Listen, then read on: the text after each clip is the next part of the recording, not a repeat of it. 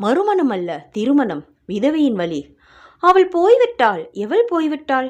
தன்னை பெற்று வளர்த்த பெற்றோரை உயிருடன் மறந்து இனி நீயே கதி என்று மனப்பந்தலில் பந்து மித்திரர்களுக்கு முன்னால் என் கரத்தை எவள் தன் மலர் கரத்தால் பற்றினாளோ அவள் வீடு வாசல் ஒன்று ஏற்படுத்தி ஏகாங்கியாக எங்கும் போக விடாமல் எவள் என்னை தடுத்தாற் கொண்டாளோ அவள் எனக்கு நோய் நொடிகள் வந்த போதெல்லாம் தனக்கே வந்து விட்டதா நினைத்து அல்லும் பகலும் என் அருகிலேயே இருந்து எவள் எனக்கு சேவை செய்ய வந்தாளோ அவள் அன்பு காட்டுவது தாயும் தாரமும் ஒன்றுதான் என்று எவள் என்னை நினைக்க வைத்தாளோ அவள் என் வாழ்க்கையில் அவ்வப்பொழுது ஏற்பட்ட சுக துக்கம் இரண்டிலும் இத்தனை நாள் எவள் பங்கெடுத்து கொண்டிருந்தாளோ அவள் வாழ்க்கை இந்திரஜாலம் போன்ற என்று தெரிந்தும் என்னுடன் எதிர்காலத்தை பற்றி எவள் என்னவெல்லாம் திட்டம் போட்டு கொண்டிருந்தாளோ அவள் ஏதோ ஒரு மனக்கவலை ஏக்கம்.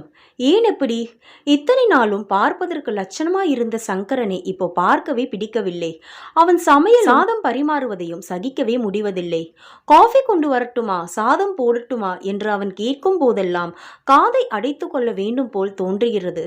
வியர்க்க விறுவிறுக்க அவன் எதிரில் வந்து நின்றாள். என் உடம்பை பற்றி எறிவது போல் இருக்கின்றது.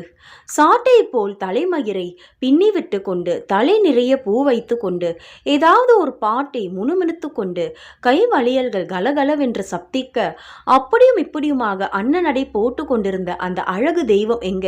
இந்த அவலட்சணம் எங்க? காஃபியா? இதோ கொண்டு வந்து விட்டேன். சாதமா? இதோ போட்டு விட்டேன் என்று அவள் குயிலைப் போல கொஞ்சுவது எங்க? இவன் கழுதையை போல கத்துவது எங்க? அவன் செய்ய வேண்டியது வேலை, வாங்க வேண்டியது கூலி. இவற்றை தவிர அவனுக்கும் எனக்கும் என்ன சம்பந்தம்? இப்படிப்பட்ட வாழ்க்கையில் அன்புக்கு இடம் உண்டா? அன்புக்கு இடமில்லை என்றால் இந்த வாழ்க்கை என்னத்திற்கு? இந்த உலகம்தான் என்னத்திற்கு? இப்படியெல்லாம் என் மனம் இப்பொழுது எண்ணமிடுகிறது, எண்ணமிட்டு ஏங்குகின்றது. வீட்டில் உள்ளவையெல்லாம் போட்டது போட்ட இடத்தில் கிடக்கின்றன, ஏற்ற இடத்தில் எடுத்து வைக்கப்படவில்லை. வீடே வெறிச்சோர் என்று கிடக்கின்றது. இத்தனைக்கும் அவளை தவிர வீட்டில் எல்லாமே இருக்கின்றன. இருந்தும் என்ன, ஒன்றுமே இல்லாதது போலல்லவா இருக்கின்றது.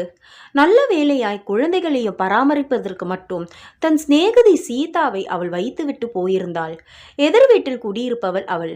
வாழ்க்கை இன்னதென்று தெரியது முன்பாகவே விதவையாகிவிட்டாள். அவளுக்கு தகப்பனார் இல்லை, தாயார் இருந்தார். இவர்கள் இருவருக்கும் ஜீவனோபாயம் அளித்து வந்தது ஒரே ஒரு இயந்திரம், தையல் மிஷின். உணர்ச்சியற்றது. ஆம், உணர்ச்சியுள்ள உறவினர்கள் பல அவர்களுடைய திக்கற்ற நிலையை பார்த்ததும் பார்க்காதது போல் இருந்து விட்டார்கள். அந்த சீதா தான் இப்போது ரகுவுக்கும் ராதைக்கும் தாயார். குழந்தைகள் இருவரும் தலைவாரி கொள்ள வேண்டும்னா அவளிடம்தான் செல்வார்கள். பொட்டிட்டு கொள்ள வேண்டுமா அவளிடம்தான் செல்வார்கள். சட்டை போட்டுக்கொள்ள வேண்டுமா அவளிடம்தான் செல்வார்கள். எந்த விதமான பிரதிபலனையும் எதிர்பாராமல் அவள் இத்தனை காரியங்களையும் செய்து வந்தாள். ஒரு நாள் மாலை வேலையிருந்து வீட்டுக்கு வந்தேன். உள்ளே சீதாவின் பேச்சு குரல் கேட்டது. செவி மடுத்தேன். நிமோனியாவாம், மிக்சர் கொடுத்தார் என்றாள் அவர். அவ்வளவுதான். யாருக்கு நிமோனியா என்று உடனே கேட்டுவிட என் மனம் துடித்தது. அதற்குள் காலையில் பள்ளிக்கூடத்திற்கு போகும்போதே நன்றாகதான போனாள், அதற்குள் இப்படி வந்து விட்டதே என்று அங்காளாய்த்தாள் என் தாயார். எல்லாம் சரியாய் போய்விடும் மாமி என்று தேறுதல் சொன்னாள் சீதா. நான் உள்ளே சென்றேன். ராதை கட்டிலில் படுத்து கொண்டிருந்தாள். தொட்டு பார்த்தேன். நல்ல காய்ச்சல். 3 மணி நேரத்திற்கு ஒரு முறை மருந்து கொடுங்கள்.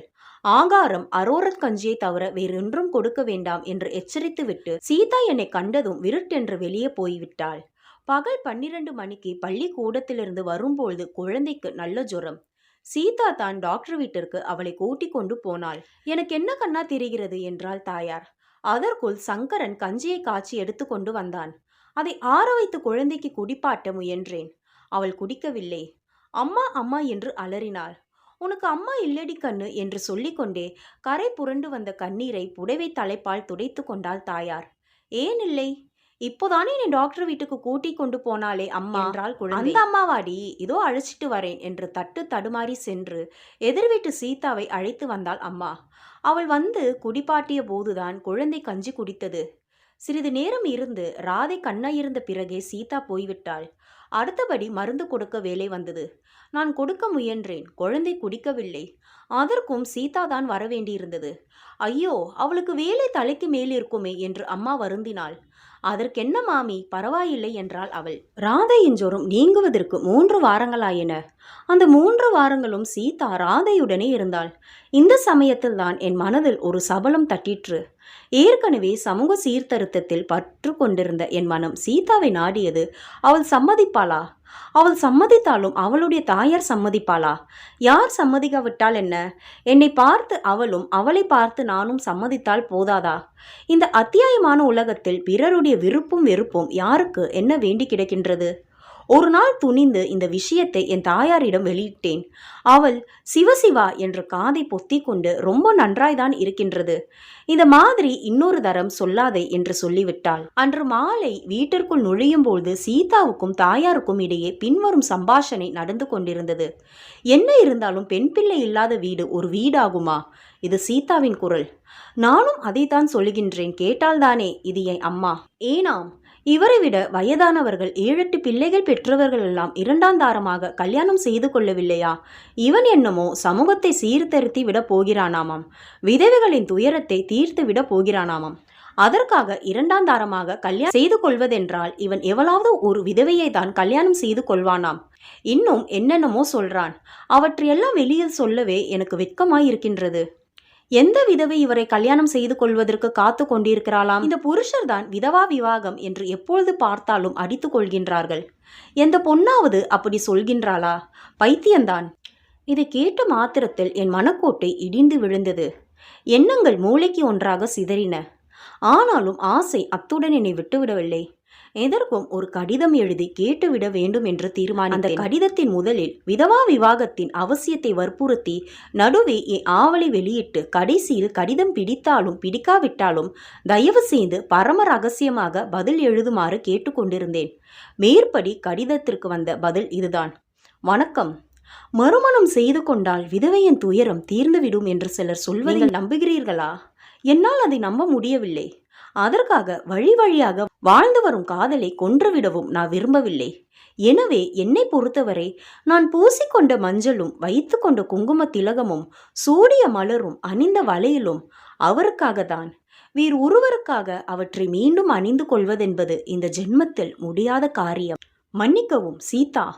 மேற்படி கடிதத்தை படித்து முடித்தவுடன் பெண்கள் சபலம் சித்தம் உள்ளவர்கள் என்று சொன்ன மேதாவிகளின் மேதையை எண்ணி நான் சிரித்தேன்.